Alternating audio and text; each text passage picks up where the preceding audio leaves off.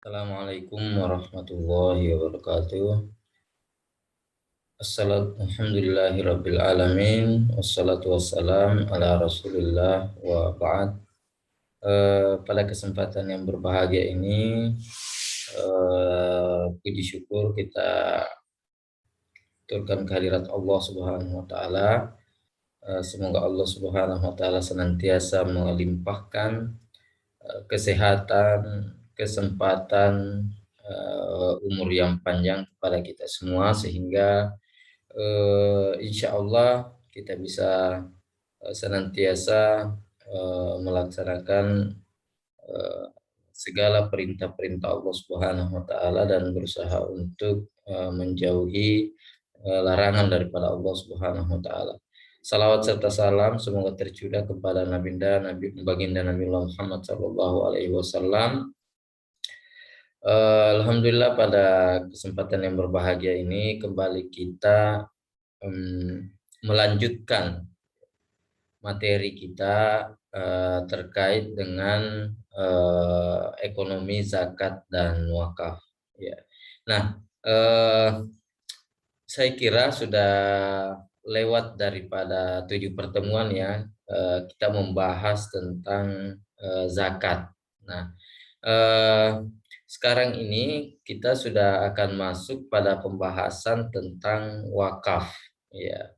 Nah, ini adalah merupakan pertemuan yang ke 8 atau 9 ya setelah kita melaksanakan ujian tengah akhir semester.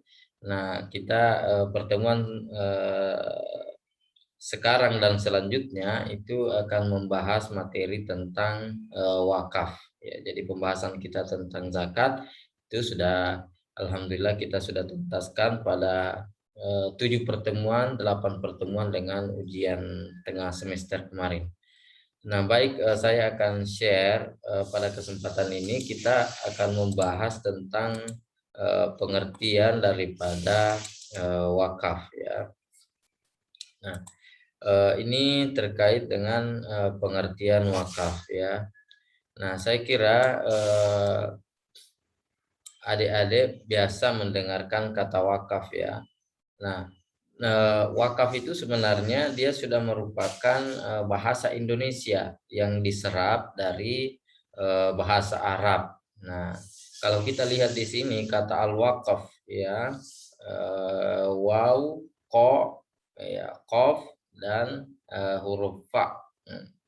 Nah, dalam bahasa Arab mengandung beberapa pengertian ya secara bahasa ya. Nah, secara lugah istilahnya wakaf ini berarti adalah menahan harta ya ya untuk diwakafkan, tidak dipindah milikan ya.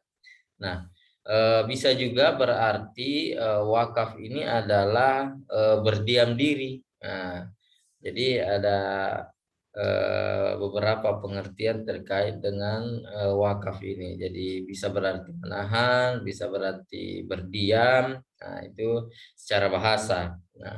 Nah, secara istilah ya terdapat beberapa pengertian wakaf dari beberapa ulama mazhab. Ya, jadi ada secara istilah itu ada beberapa pengertian yang disampaikan oleh para ahli fikih ya fuqaha. Nah, dikarenakan perbedaan dalam memandang hakikat wakaf itu ya tentu saja ada perbedaan cara pandang terkait dengan hakikat daripada wakaf itu.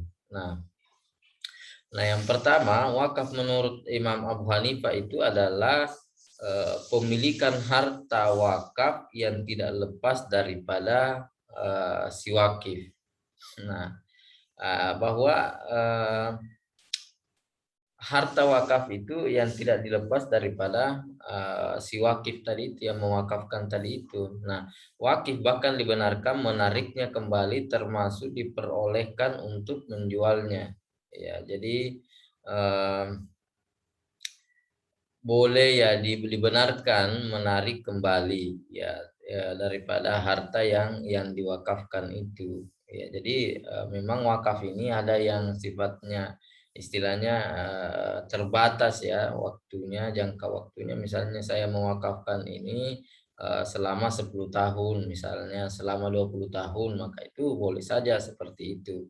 Jadi memang ada perbedaan sedikit, ada perbedaan, bukan perbedaan sedikit ya, jadi perbedaan antara wakaf dengan zakat itu tadi. Nah, wakaf memang ini sifatnya juga tidak wajib seperti zakat yang memang menjadi rukun Islam. Kalau wakaf ini kan sifatnya adalah di apa disukai, disunnahkan, mustahab ya. Nah, adapun dalil tentang wakaf ini adalah yang selalu dipergunakan oleh para ulama itu adalah iza mata benu Adam ingkata amaluhu illa min salasin. Ya, jadi apabila anak Adam atau manusia itu meninggal, maka terputuslah amalannya, ya terputuslah amalannya illa min salasin, kecuali tiga.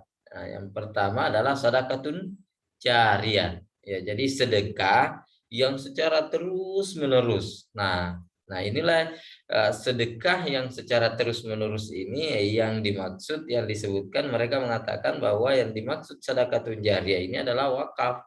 Ya, kenapa? Karena ketika kita mewakafkan, kita punya barang, kita punya harta untuk dipergunakan, maka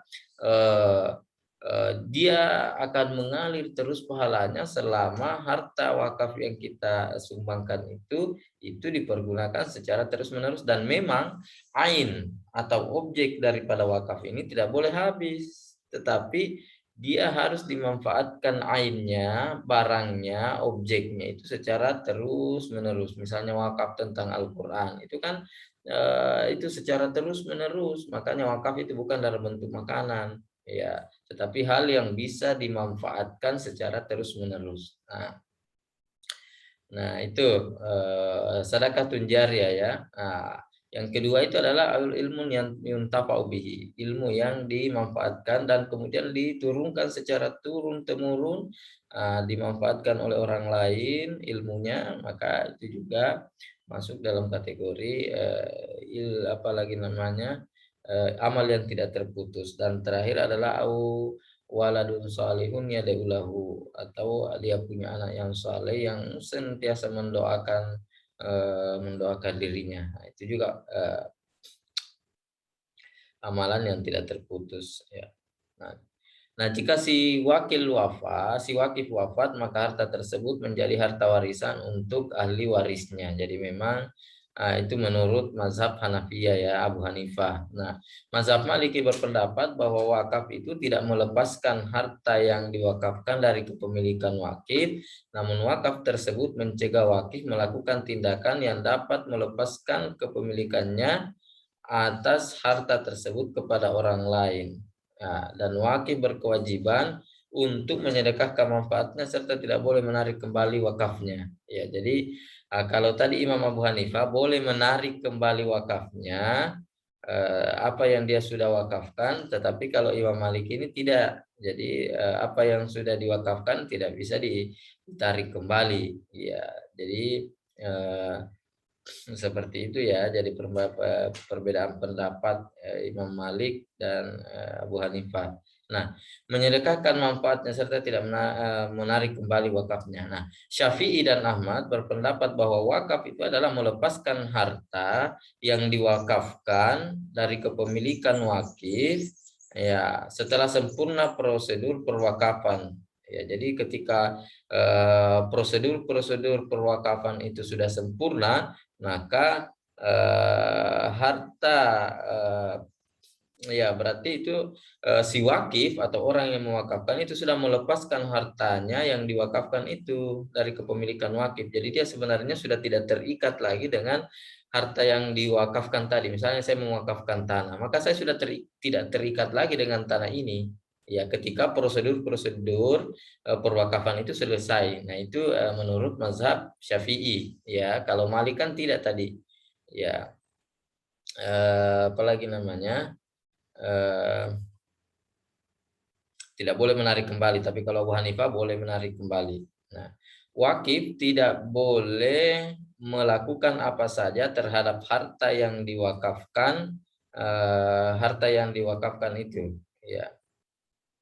Nah, sekarang kita wakaf dalam Undang-Undang Nomor 41 Tahun 2004 tentang wakaf, yaitu diartikan sebagai pembuatan hukum wakif untuk memisahkan dan atau menyerahkan sebagian harta benda miliknya untuk dimanfaatkan selamanya atau untuk jangka waktu tertentu sesuai dengan kepentingannya guna keperluan ibadah atau kesejahteraan umum menurut syariah.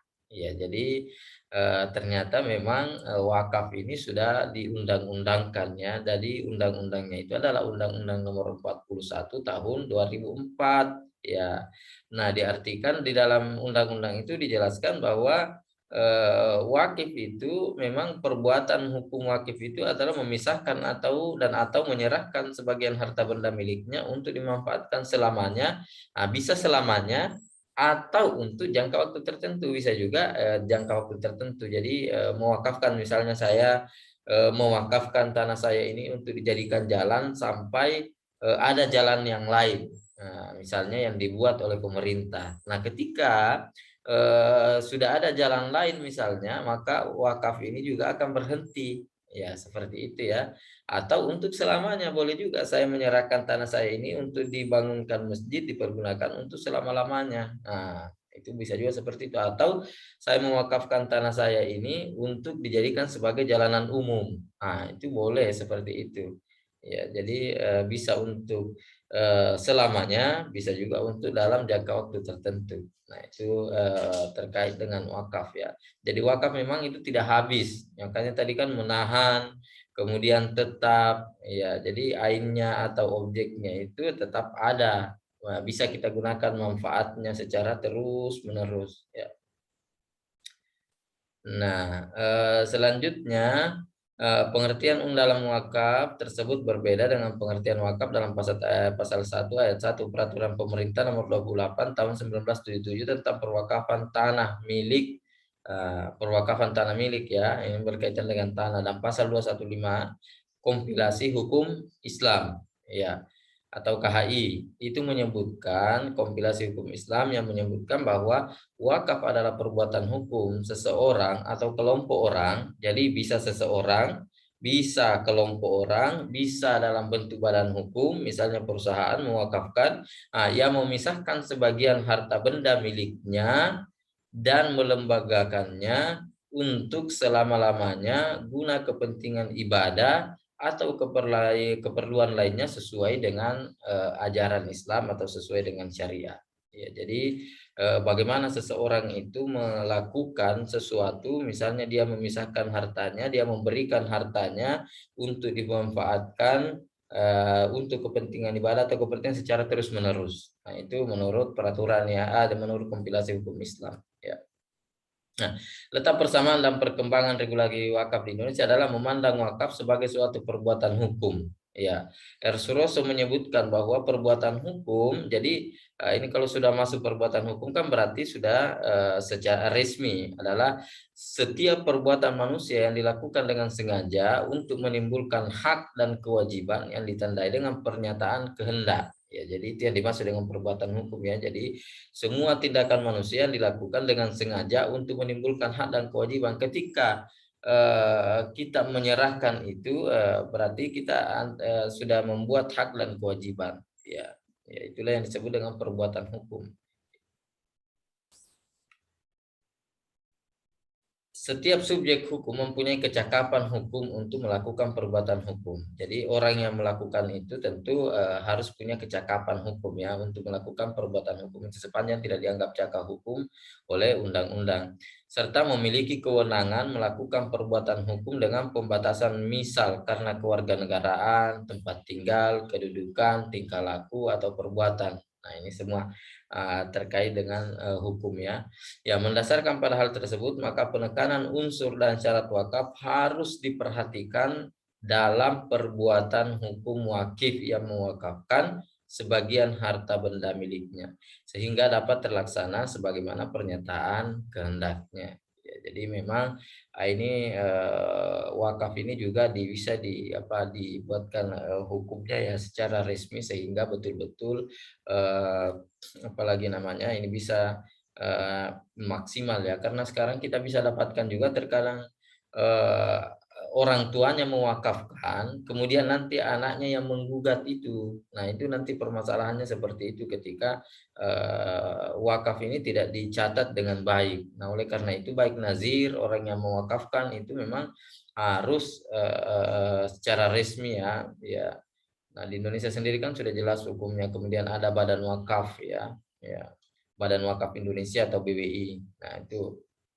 Nah, terdapat perbedaan pengaturan unsur wakaf antara PP, perwakafan tanah milik, dan undang-undang wakaf dikarenakan adanya perbedaan dalam pemaknaan tentang wakaf. Nah, peraturan pemerintah perwakafan tanah milik dan kompilasi hukum Islam menegaskan wakif harus memisahkan atau melepaskan hak milik harta benda wakaf selama-lamanya sehingga tidak ada unsur jangka waktu sebagaimana ketentuan dalam undang-undang wakaf.